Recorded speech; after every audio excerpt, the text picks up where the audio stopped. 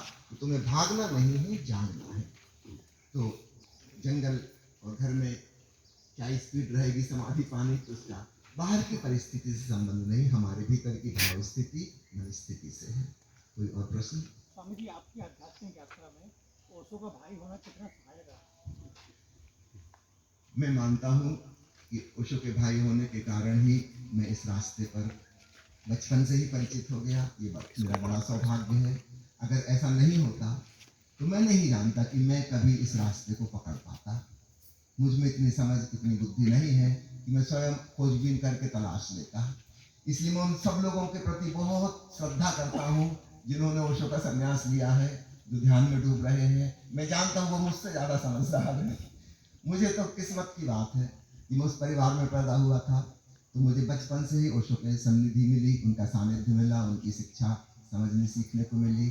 खूब छोटी उम्र में ही ध्यान करने का अवसर मिला। मुझे याद आता है 1962 में जब मैं 7 साल का था,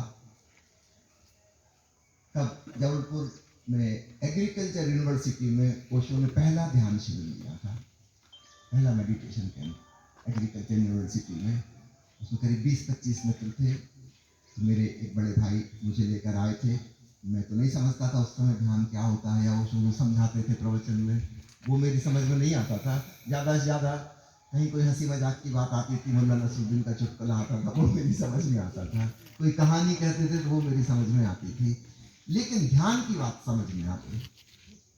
उस छोटी उम्र में बड़ी बड़ी बातें तो नहीं समझ में आती थी, लेकिन ओशो कहते थे अब लेट जाओ, शरीर को शिथिल छोड़ दो, भाव करो, सांस धीमी हो रही है, सांस धीमी हो रही है, मन शांत हो रहा है। बचपन में तो वैसे भी मन शांत ही रहता है।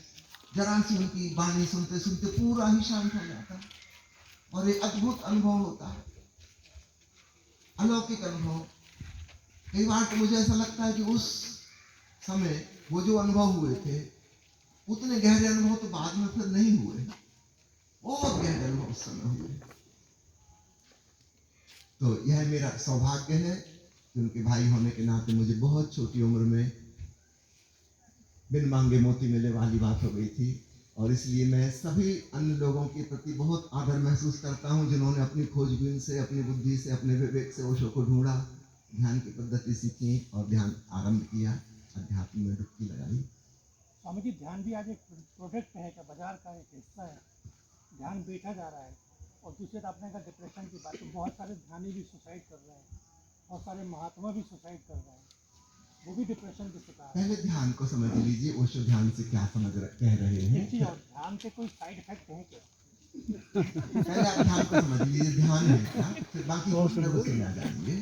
ध्यान का अर्थ है होश की मात्रा में अधिकता।